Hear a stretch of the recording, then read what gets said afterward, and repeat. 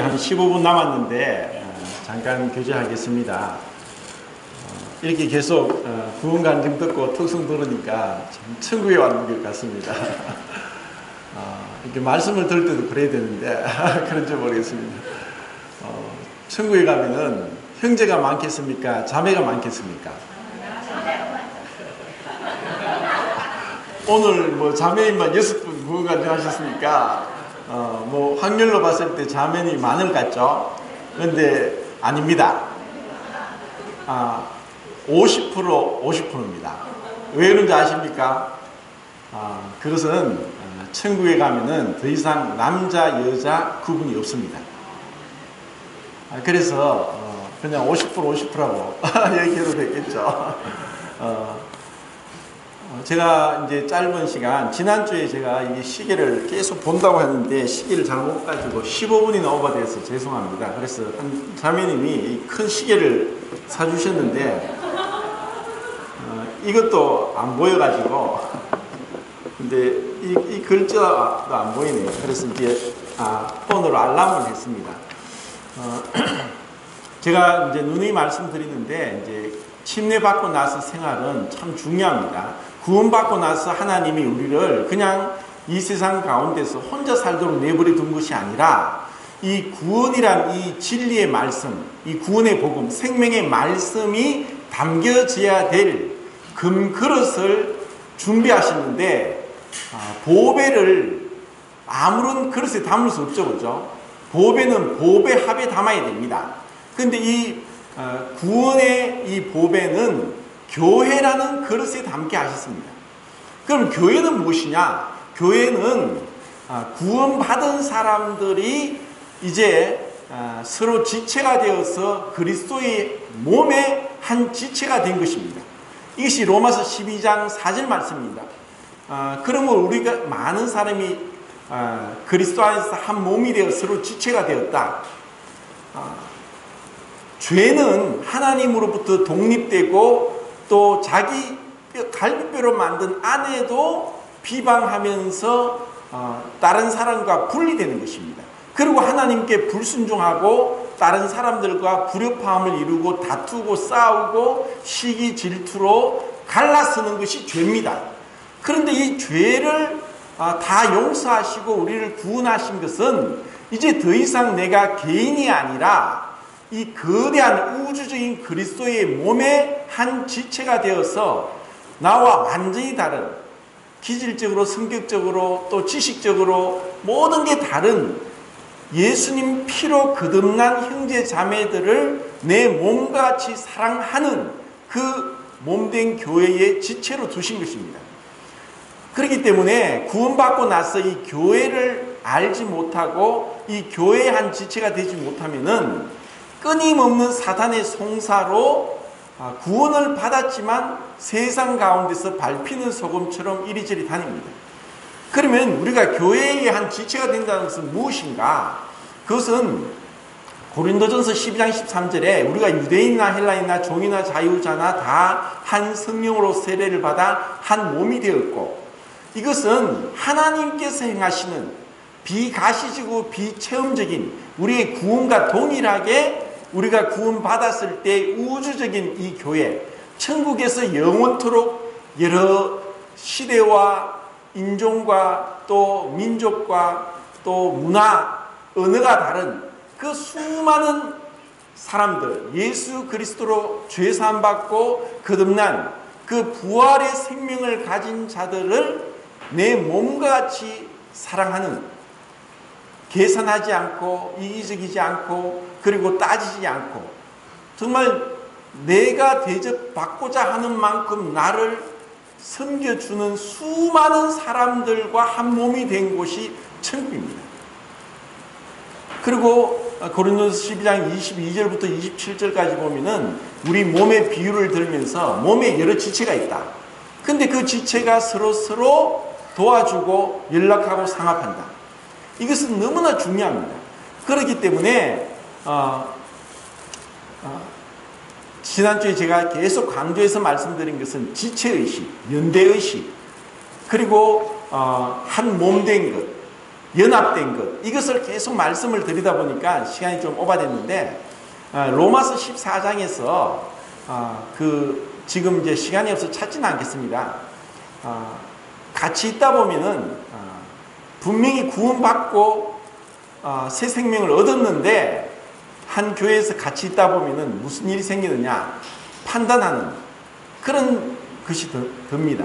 그러니까 초대교회 당시에도 유대인들이 구원받고 와서 한 교회 안에 있다가 보니까 그들 가운데 1400년 동안 율법 아래서 먹는 것과 먹지 않는 것을 철저히 구분했고, 그리고 1년에 7절기가 있었고, 또 매 안식일이 있었고, 또 초하루가 있었고, 또 그 매 이제 마지막 날 그 절삭도 있었고, 이런 여러 절기들을 지키는 것에 대해서 아직까지도 그것을 지켜야 된다.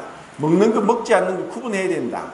또 그러면서 자기 나름대로 어떤 기준을 세우는 자로 인해서 서로 판단하는 일이 생겼습니다. 그래서 그러한 자들이 믿음이 연약하니까 그것이 이미 그리스도 안에서 마침이 되었는데도 그러한 먹는 것과 먹지 않는 것 어떤 날들에 대해서 주장하다 보니까 그러한 자들을 용납해라.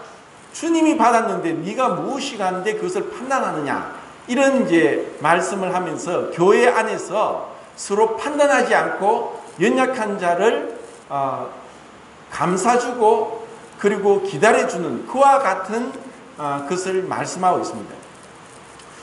그리고 제가 이제 25년 동안 결혼 생활을 하면서 저희 아내 된 자매가 뭐 점수로 매긴 99점입니다.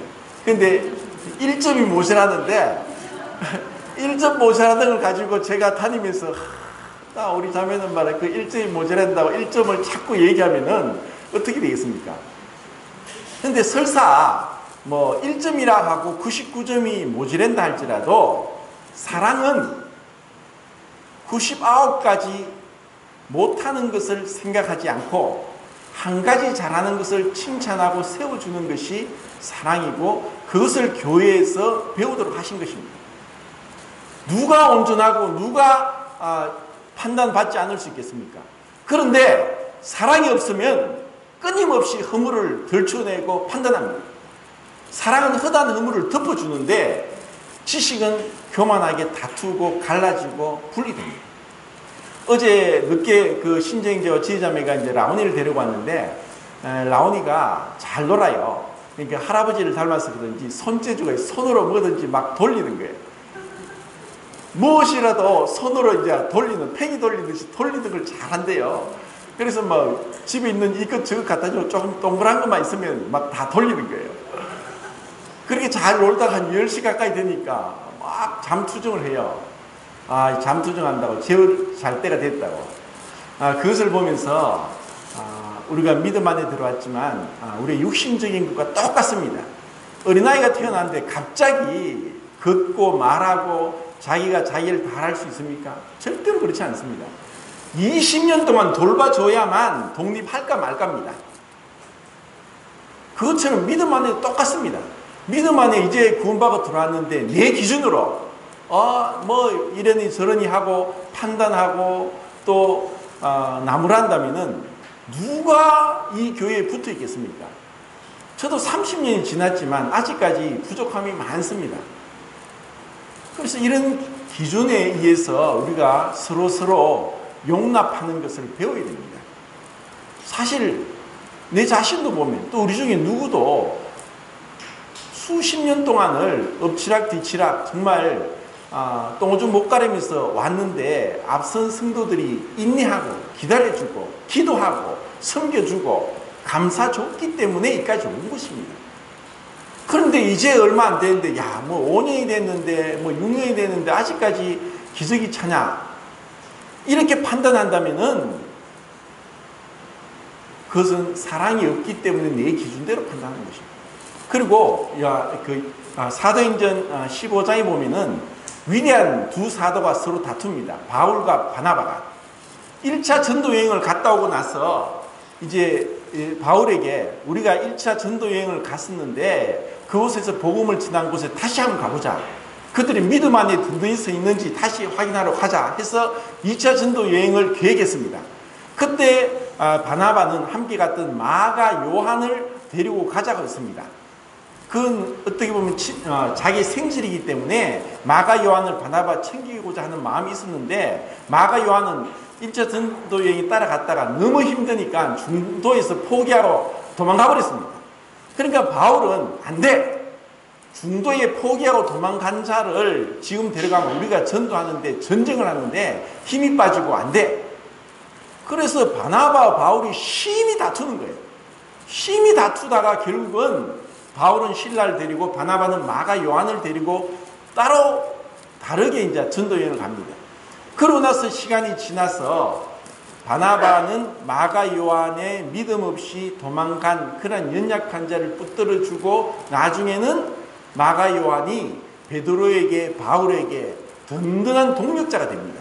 그리고 마가 요한이 베드로와 함께 동력하면서 마가복음을 기록하게 됐습니다.